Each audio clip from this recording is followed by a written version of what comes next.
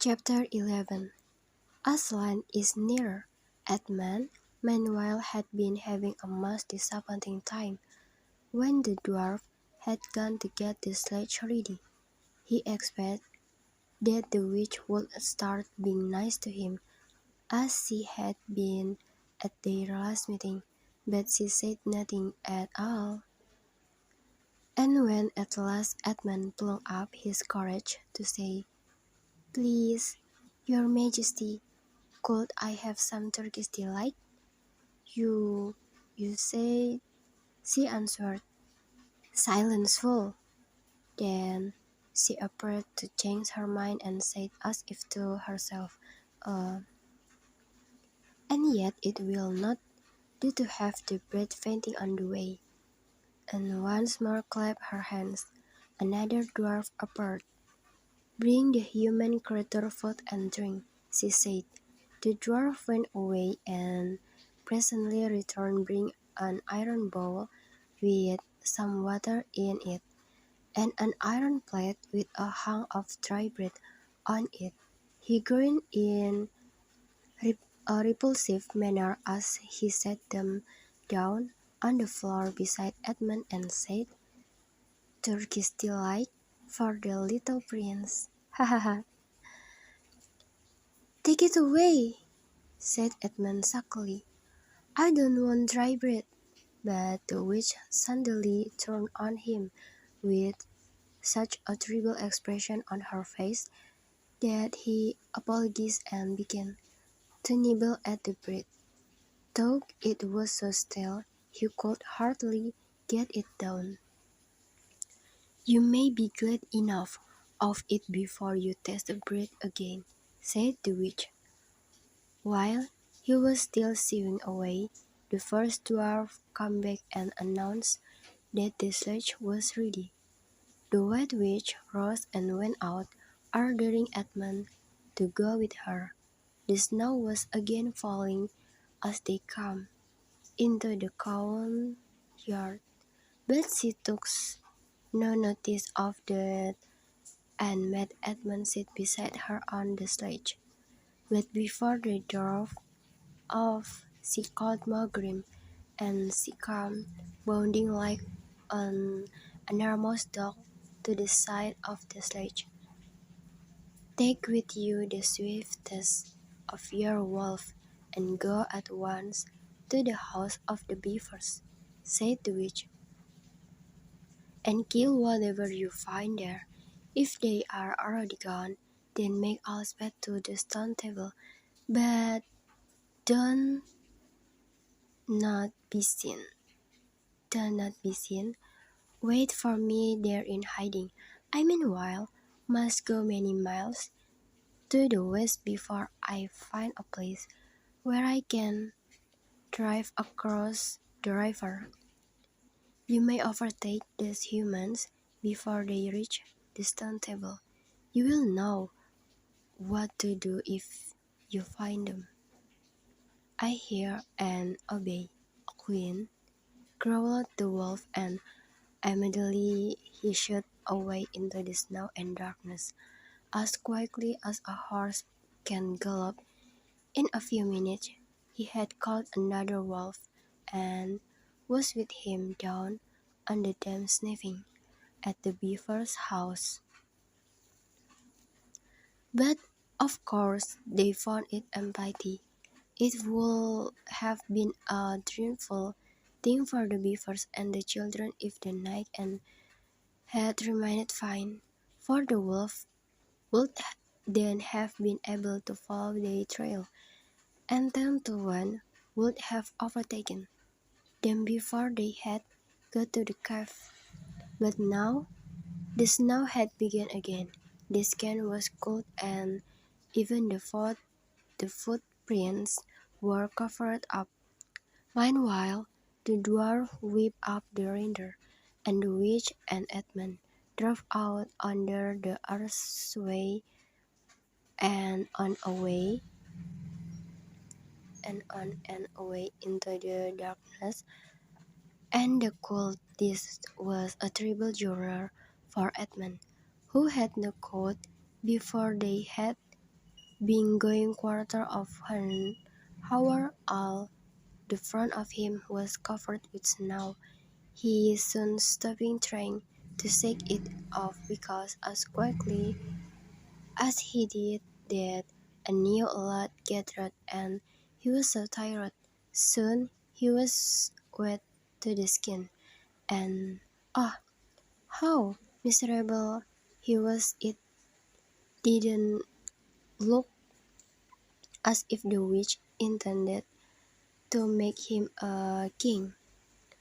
All the things he had said to make himself believe the believe that she was good and kind, and that her side was really the right side, sound to him silly now. He would have given anything to meet the others at this moment, even Peter's.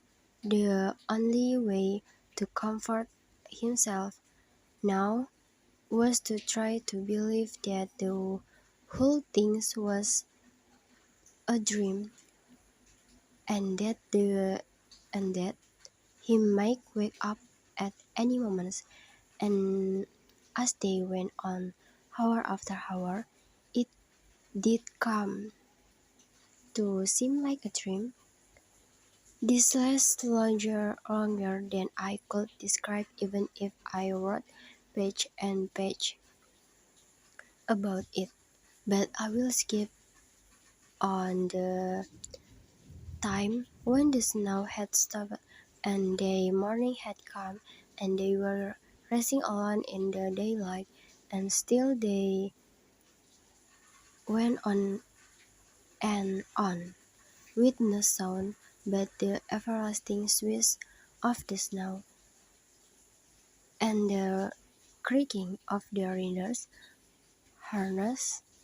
And then at last the witch said, "What have we here? Stop!" And they did. How Edmund happened.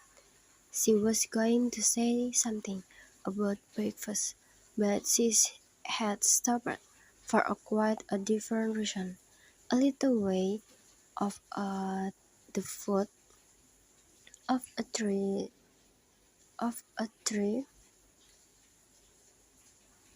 sat a merry party, a squirrel and his wife with their children and two satyrs and a dwarf and an old dog fox, all on a stall round a table. Edmund could quite see what they were eating, but it smelled lovely, and there seemed to the decoration of holly, and though he was not at all sure that he didn't see something like a plum pudding at the moment when the sledge stopped. The fox, who has obviously the oldest person present, had just arisen to its feet, holding a glass in its right paw, as if it was going to say something. But when the whole party saw the sledge stopping and who was in it, all the gaiety went out of their face.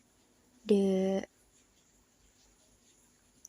father squirrel stopped eating with his fork half away to his mouth, and one of the satyrs stopped with his fork actually in his mouth, and the baby squirrels squeaked with terror. "What is the meaning of this?" asked the witch queen. Nobody answered. "Speak, vermin," she said again, "or do you want my dwarf to find you a tongue with his whip? What is the meaning of all this gluttony? This self-indulgence? Where did you get all these things?" "Please, your majesty," said the fox, "we were given them And if I might make so bold as to drink your majesty's very good health. Who gave them to you? Said the witch. Father Christmas, stammered the fox. What? Roared the witch, springing from the sledge and tugging a few striders nearer to the troubled animals. He has not been here. He cannot have been here. How dare you?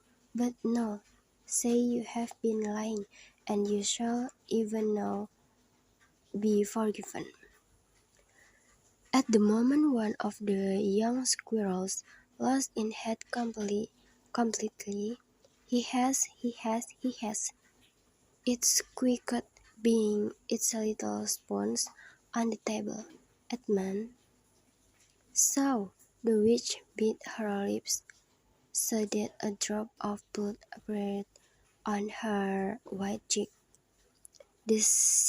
Then she raised her wand. "Ah, don't, please don't," said Edmund. But even while he was shouting, she had waved her wands, and instantly, where the merry party had been, were only statues of Kratos, one with his stone work fixed forever half away to its stone mouth, seated round a stone table on which there were stone plates and stone plum pudding. "As for you," said the witch, giving Edmund a stunning blow on the face as she remounted the sledge. "Let that teach you to ask for spacious and traitorous drive on." And Edmund, for the first time in this story, felt sorry for someone beside himself. It seemed so pitiful to think of the little stone figures sitting there all the silent day and all the dark nights, year after year, till the moss grew on them, and at last even their faces crumbled away.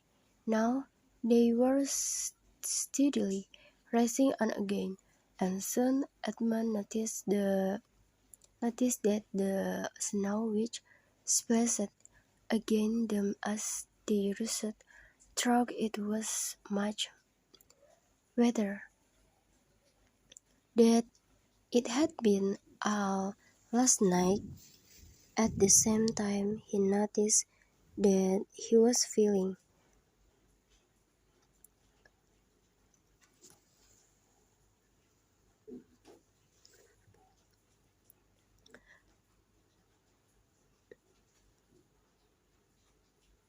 much less cold. It was also becoming foggy. In fact, every minute it grew foggier and warmer, and the sledge was not running nearly as well as it had been running up till now. At first, he thought this was because the reindeer were tired, but soon he saw that the cold be the real reason. The sledge jerked and skidded and kept on jolting, as if it had struck against stones. And however the dwarf whipped the poor reindeers, the sledge went slower and slower. There also seemed to be a serious noise all around them, but the noise of their driving and jolting, and the dwarf shooting at the reindeer prevented Edmund from on at all. When that happened, there was a moment's silence, and in the silence Edmund could at last listen to the other's noise property. A.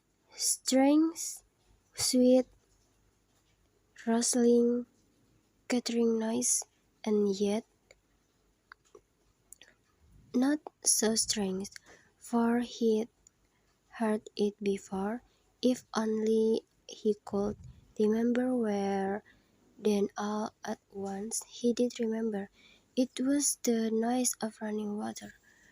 All around them talk of sight there were streams, guttering, murmuring, bubbling, splashing, had even in the distance, rising, and his heart gave a great leap. Thought hardly knew why.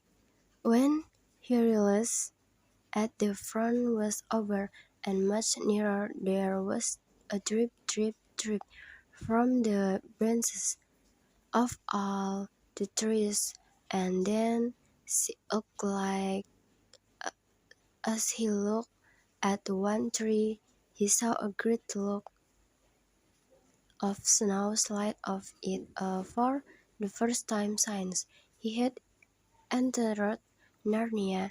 He saw the dark green of fir tree, but he had not time to listen for a witch any longer, for the witch said,